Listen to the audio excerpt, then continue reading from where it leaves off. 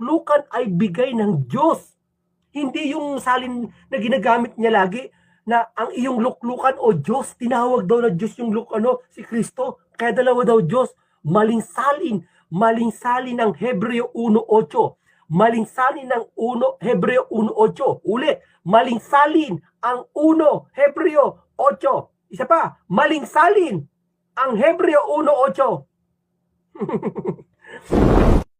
Maling salin daw ang Hebreo Kapitulo 1, versikulo 8 ayon sa kaanib ng Iglesia ni Kristong Tatag ni Felix Manalo. Pero paano magiging maling salin kung sila mismo walang sariling salin na Bible? Wala raw tayong sariling salin ng Biblia. Ang una, kaya natin na gumawa ng sariling salin ng Biblia. Kaya natin, kapatid na Michael, pero hindi po ginagawa yon ng Iglesia ni Cristo. Yun. Walang sariling salin, pero yung mga Biblia na nagpatunay na si Kristo'y tunay na Diyos, abay, maling salin daw, yun talaga ang takbo nila. Pero nakagagulat ito mga kapatid. Alam nyo ba na sa lumang Pasugo Magazine ng Iglesia ni Cristo, 2 Diyos pala ng INC? Isa ang tunay, isa naman ang di tunay. Mabasa ninyo yan sa Pasugo Magazine. Ito po ang mabasa. Ang Pasugo, Agosto 1939, page 17 ni Benjamin Santiago. Kaya't ang ating Panginoong Hesukristo ay hindi tunay na Diyos na lumalang sa langit at lupa, kundi tinatawag lang na Diyos. Bakit siya tinatawag na Diyos? Sapagkat siya'y kinaroroonan ng mga salita ng Diyos, gaya ng ating mababasa sa Juan 12:42.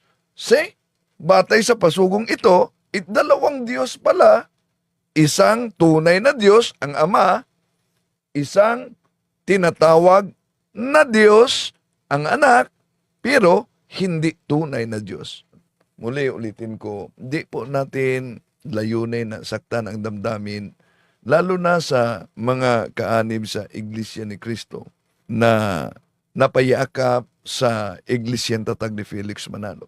Kundi ating sasagutin ang kanilang argumento, lalo na yung mga pagputol-putol nila sa mga aklat Katoliko. Bukas po yan. May ginagamit ang ministro nila na ibang aklat. Binabasa niya, aklat Katoliko, pero di naman nakasulat sa naturang aklat.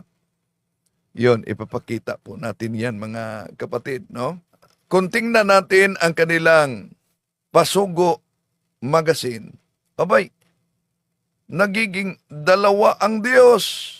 Balik natin yung Pasugo Magazine nila sa 1939 na ang may akda ay si Benjamin Santiago.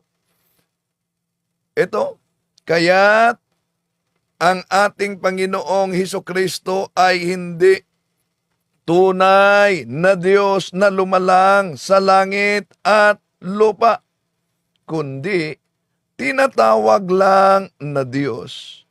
Bakit siya tinatawag na Diyos? Sapagkat siya'y kinaroroonan ng mga salita ng Diyos, gaya ng ating mababasa sa Juan 12:42.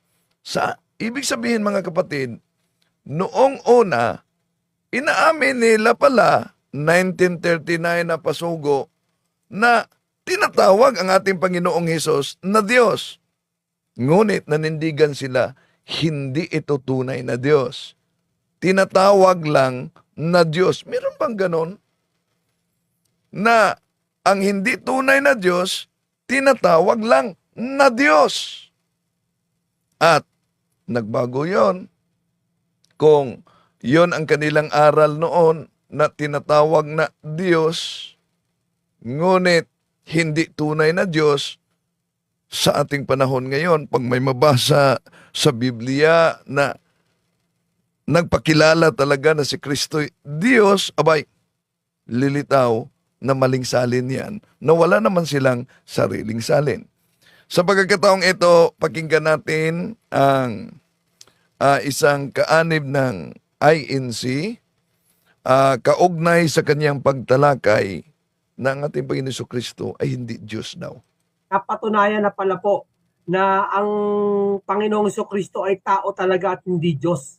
Napatunayan para sa kanila, napatunayan. Pero tandaan natin na ang aral na si Kristo'y tao at hindi Diyos sa likas na kalagayan, mga kapatid.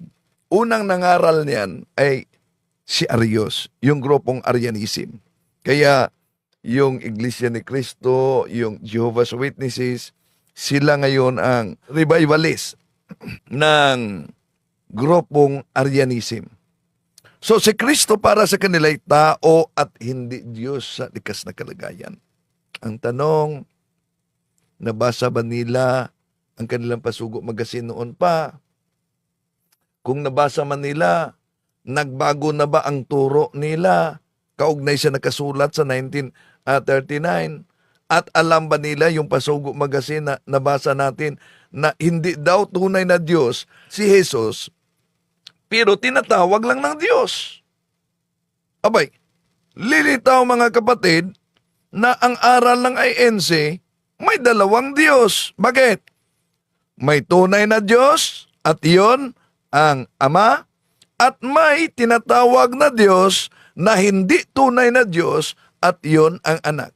Na kung ibalik natin ang kanilang Pasugo Magazine, ito ang nakasulat. Pakibasa at tingnan niyo ang inyong kopya.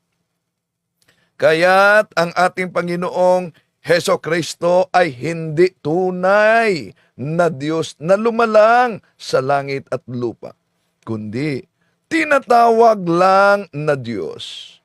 Bakit siya tinatawag na Diyos? Sapagkat siya'y kinaroroonan ng mga salita ng Diyos, gaya ng ating mababasa sa Juan 12:42. Ise, hindi tunay na Diyos, tinatawag lang na Diyos. Yun ang kanilang palusot. Abay, bago ito ah. Ito po ba'y nagbago na? Yun ang resulta sa nakibasa lang sa Biblia na wala namang sariling salin ng Biblia. Pagkatapos, yung mabasa ay mali na para sa kanila. Ituloy natin. Sa kalagayan po, no? Papatuloy lang po natin ang ating ginagawang pagtutok class. So, una, kontradiksyon na ang pahayag niya na napatunayan daw na si Kristo'y hindi Diyos. Ngunit, patuloy lang ang ating pagtutuklas.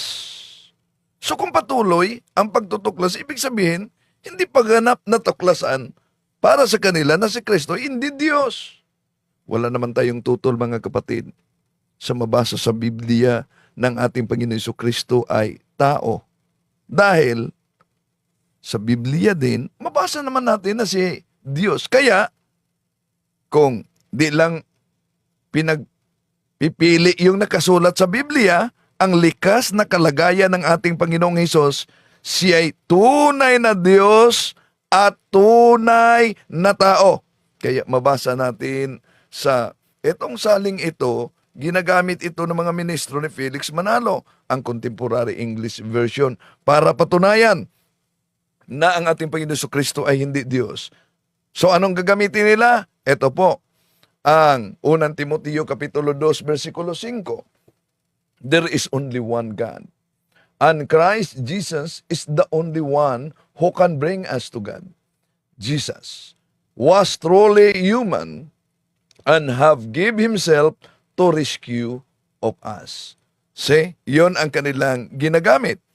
Na Jesus was truly human. Wala naman tayong tutol diyan, mga kapatid.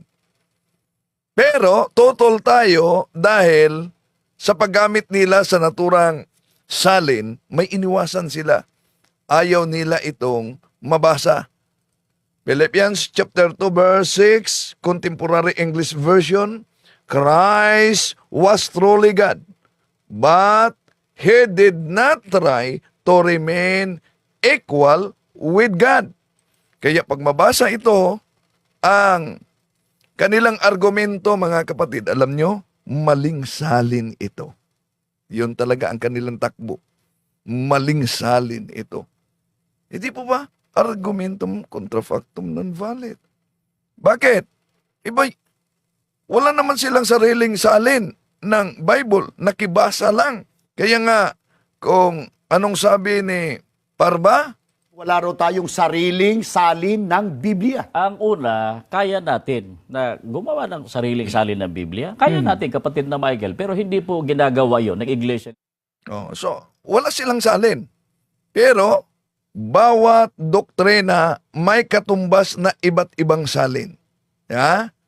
Dahil sa kanilang aral na sola scriptura, Bible alone. Okay, tuloy natin ang munting karunungan. Ng ating Panginoong Kristo po ay talagang hindi po Diyos sa likas na kalagayan po, no? Yan. Ang ating Panginoon Kristo ay hindi po Diyos sa likas na kalagayan.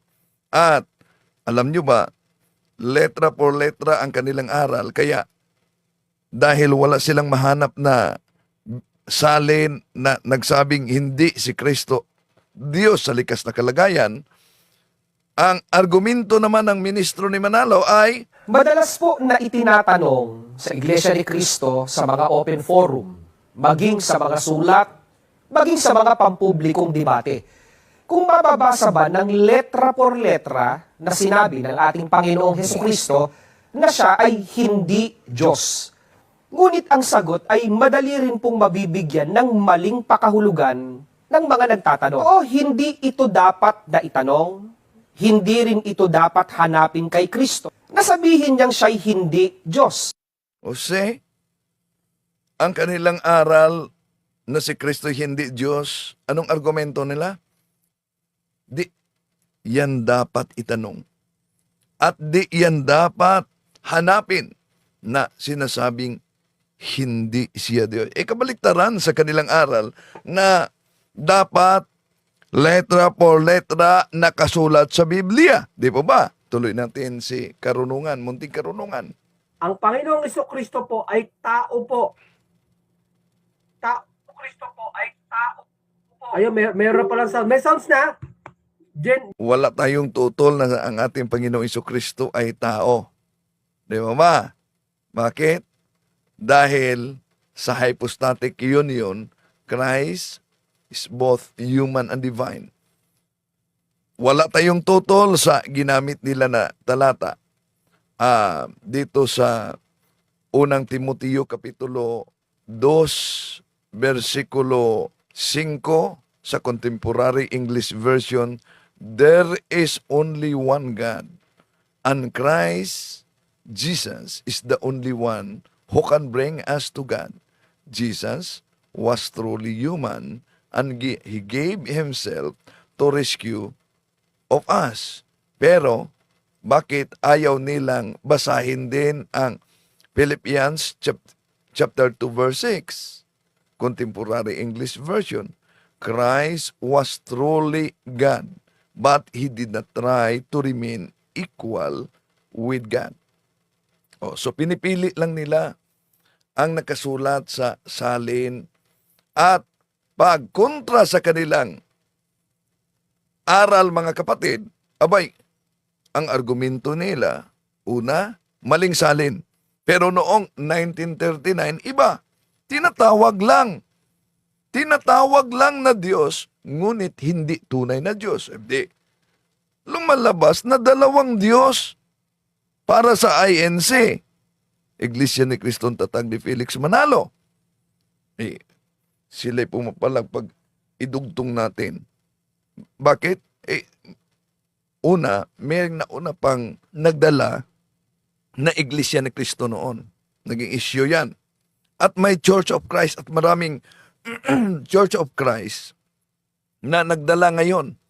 So, hindi batayan na pag nakadala sa pangalan ng ating Panginoon Jesucristo ay tunay na. Ngunit, ito ay katuparan sa babala ng ating Panginoon Jesucristo sa San Matthew 24:24 na sa kanyang pangalan maraming mga bulaang mga ngaral na magdala sa kanyang pangalan at maraming mailigaw. So, ngayon, nakita ninyo ang Pasugo Magazine. Imagine, tinatanggap nila sa mga salin ng Biblia na tinatawag ang ating Panginoon Jesucristo na Diyos. Ngunit para sa kanila, hindi tunay na Diyos. Meron bang ganun? Tinatawag na Diyos, hindi tunay na Diyos. Abay, nakalimutan ba ng mga miyembro at mga ministro ng INC gaya sa pagdiwang ng Pasko, di po ba, sa kanilang Pasugo Magazine, sa mga lumang Pasugo Magazine, merong pagdiriwang sila ng Pasko. No. Pero ngayon, tinututulan na nila. So, balikan natin yung nabasa natin sa Pasugo Magazine. Naging dalawang Diyos ang aral ngayon ni Felix Manalo. Isang tunay na Diyos at yung isang tunay na Diyos ay Ama. At isang Diyos na tinatawag lang ng Diyos na hindi daw tunay na Diyos. Ngunit tinatawag lang na Diyos. At yan ay ang ating Panginoong Hesus. Balik natin ang Pasugo Magazine. So, may kopya sila nito. Ito mabasa. Kaya't ang ating Panginoong Hesukristo ay hindi tunay na Diyos na lumalang sa langit at lupa, kundi tinatawag lang na Diyos. Bakit siya tinatawag na Diyos? Sapagkat siya ay kinaroroonan ng mga salita ng Diyos, gaya ng ating mababasa sa Juan 12:42. Kita nyo?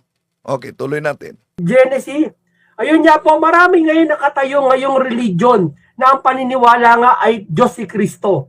No, si Brad Eli ng Brazil, paniniwala niya talagang Totoo na maraming mga sikta ngayon at alam nyo ba na kahit sa Pasugo Magazine ng INC, pinatunayan ninyo na ano daw ang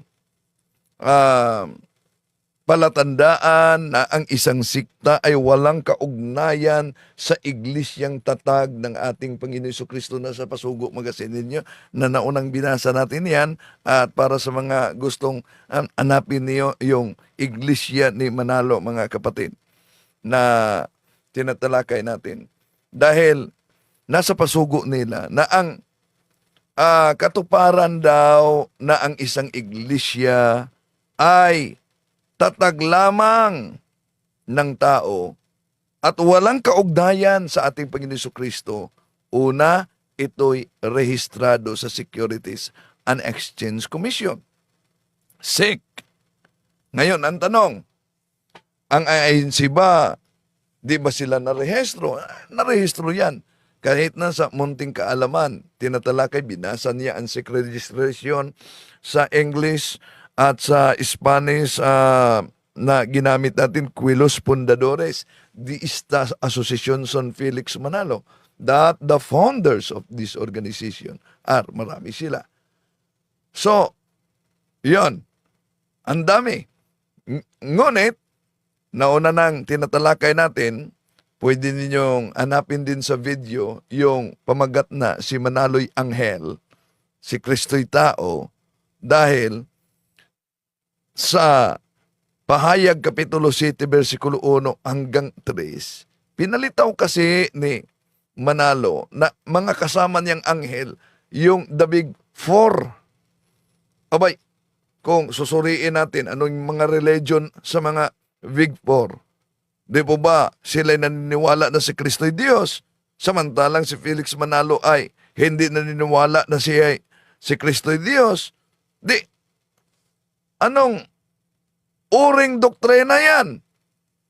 Lilitaw na may iba't ibang anghel na iba't ibang paniniwala. Mga anghel na iba't ibang relihiyon. Di po ba? Okay, tuloy natin. Diyos si Kristo. Para maiwasan niya lang yung hindi siya lalabagin yung talata na maraming hindi niya lalabagin, Ginawang Diyos na rin si Kristo para lumalabas, dalawa Diyos sa kanila. Isang Diyos Ama, isang Diyos na nagsugo, at Diyos na sinugo.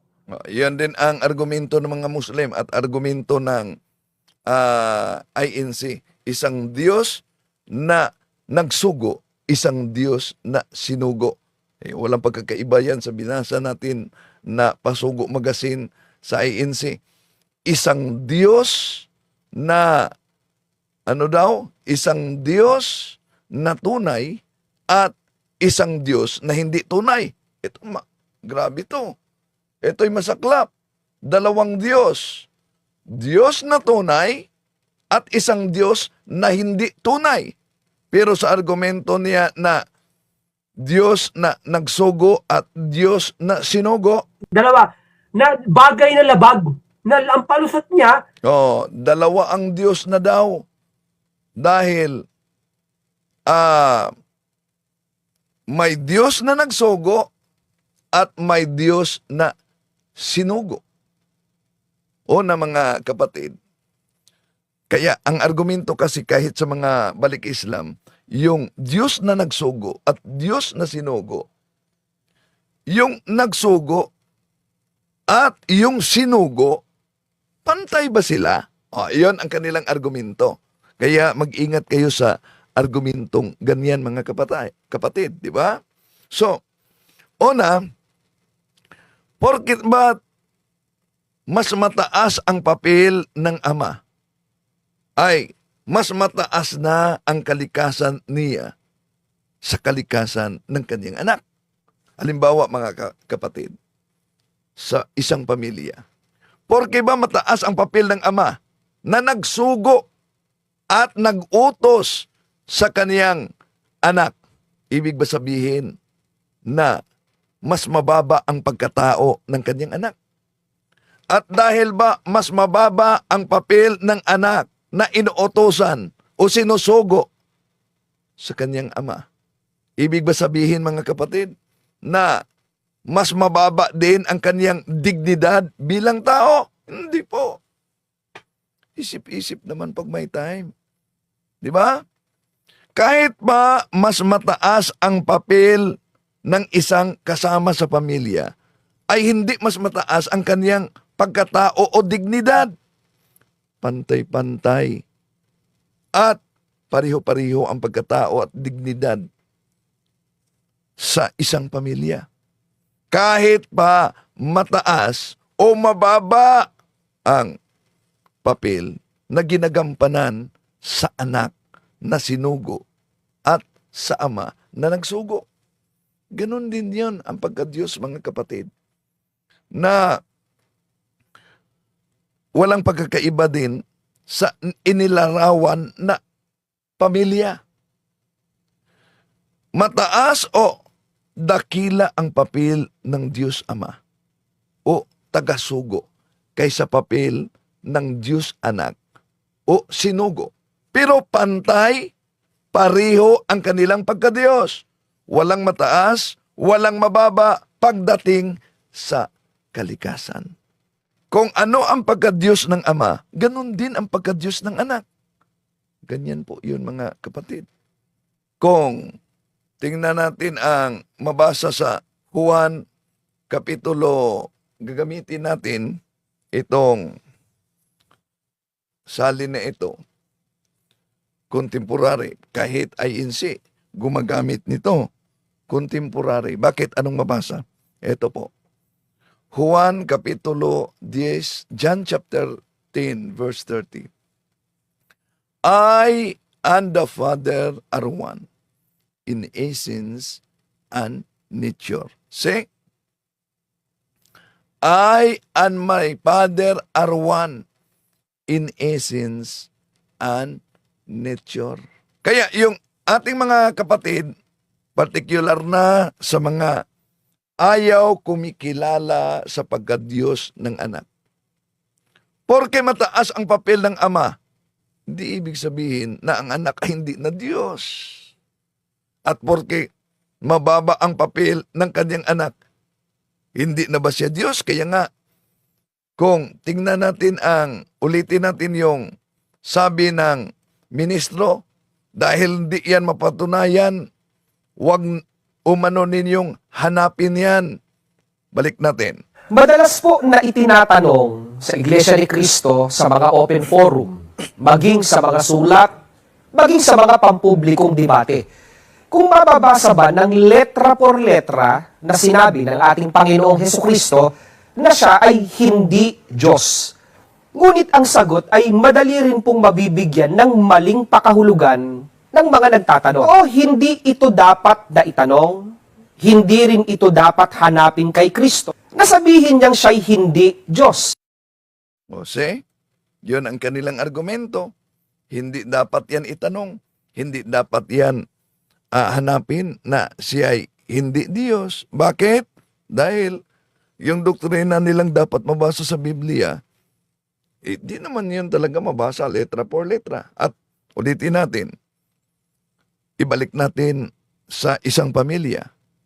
Kapag inutusan ba ng ama ang kanyang anak, ibig ba sabihin ang kanyang anak ay hindi na tao? Well, kung tingnan natin sa lipunan at sa ibang mga relihiyon, mga kapatid, na makita natin porke mataas ang papel ng mga namuno at nagtatag, ay merong mga iba na hindi itinuturing na parang tao yung nasa mababa ang papel na kaanib sa iglesia. Dahil yung nagtatag o kaya mga anak ng nagtatag ay nagiging parang boss lang sa opisina. Di ba? Yun ang realidad. Pero, kung ang ating Panginoon Jesucristo ay inutusan ng Ama, nawala na ba ang kaniyang pagiging Diyos? Hindi. John chapter 13 verse 30, I and the Father are one in essence and nature. Napakalinaw po yan, mga kapatid. Okay, tuloy natin. Na doon sa isang talata ng Biblia, ang palusot niya, dahil yung Panginoon pa daw hindi Dito si Eliseo Soriano ang kaniyang binanatan dito. pinapakilala pa yung mga panahon na yon. Ibig pala sabihin niya, yung hindi pa pinapakilala yung anak na sa langit pa daw yung anak, hindi pa daw pinapakilala yung isa pang Diyos. Kaya siya daw muna ang kaisa-isang Diyos na doon. Walang liban sa akin. Maliw naman pag sinabing walang liban sa akin, ngayon, bukas, magpakailanman ang aking salita, iisa, magpakailanman lilipas. Tama namang sinabi dyan sa Biblia na walang iba ang Diyos maliban sa akin. Bakit? Una, ang Ama, ang Anak, at ang Espiritu Santo naganap talagang pinakilala because the divine revelation was gradually revealed to us. At sa pamamagitan niya ng Iglesia, Efeso Kapitulo 3, versikulo 10. Okay. Ang Ama, ang Anak, at ang Espiritu Santo sa Holy Trinity, hindi ang Anak ibang Diyos Ama. At hindi naman ang Espiritu Santo ibang Diyos sa Anak at Ama. Kaya tama yung sinasabing walang ibang Diyos maliban sa akin. Dahil pag sila'y magbilang, ang Anak, ang Ama, at ang Espiritu Santo, para sa kanila, may tatlong Diyos. Mali po yan. No, mali po yan. Kaya nga, kung nahirapan sila na ipaliwanag ang Trinity, mas lalong mahirapan sila na ipaliwanag yung argumento nila na nabasa natin sa kanilang Pasugo Magazine. Na ano yung mabasa natin sa kanilang Pasugo Magazine? Si Jesus ay tinatawag lang na Diyos, hindi tunay na Diyos. Ngunit tinatawag lang siya na Diyos. O ang Ama ay tunay na Diyos, si Jesus hindi tunay na Diyos, ngunit tinatawag na Diyos. Tuloy natin siya. Iisa ang salita ng Diyos. Hindi niya pag sinabi ng Diyos na walang Diyos liban sa akin, hindi ibig sabihin nun, pag dumating ang araw magkakaroon ng Diyos na si Kristo, mali na yung sinabi niya. Itinutulad po ni nasa Bras. Yan. Pag dumating umano ang ating Panginoon Jesucristo, ibig sabihin, hindi nagbago na ang pagiging Diyos ng Ama. Una, kahit itong salin, ginagamit ito ng mga ministro. I and the Father are one. Sa anong paraan? Nagkaisa sila in essence and nature. So, sa likas na kalagayan, sila'y iisa. At ang likas na kalagayan ay ang pagiging Diyos. Sinong pumanaw na tinutulad niya sa kanyang sarili. Na yung 666 dati, ang aral niya dati, yung pagdating ng 2018, iba na yung 666. Dati ang aral niya 666. Oh, yun. Yun ang dahilan sa mga siktang wala namang sariling Biblia, wala pang dugma, kaya pabago-bago ang aral. Napansin nyo ba yung Pasugo Magazine na ginagamit natin sa pagtalakay kaugnay na si Felix Manaloy Anghel? Di po ba may bahagi doon na nagbago-bago din ang aral? Ngayon, itong nabasa natin na Pasugo Magazine sa INC na si Kristo'y tinatawag na Diyos, ngunit hindi siya tunay na Diyos. Ang tanong, ito po ba'y panindigan pa rin ng INC hanggang ngayon? Na si Kristo'y tinatawag na Diyos o nagbago na ba ang aral tulad ni Eliseo Soriano? Tuloy natin mga kapatid. Si Pope Francis. Yun ang aral niya dati. Yung 2018, hindi na daw si Pope Francis yon. No? Tinutulad niya yung sarili So, pareho ang INC at ang MCGI sa tuligsa noon. Ngunit, bago nawala si Eliseo Soriano, binago niya yung aral na yan, mga kapatid. Pero, kung tingnan natin, kopya-kopyahan lang sila ng aral. At yung Seventh-day Adventist na nauna pa kay Eliseo Soriano at sa Iglesia ni Kristong Tatag ni Felix Manalo, nauna nang nagturo kaugnay sa Santo Papa na Vicarius Filii. Pero, napansin nyo ba, yung itinuturo yan ng Seventh-day Adventist, inaamin naman nila na dinaya pala nila ang tiara.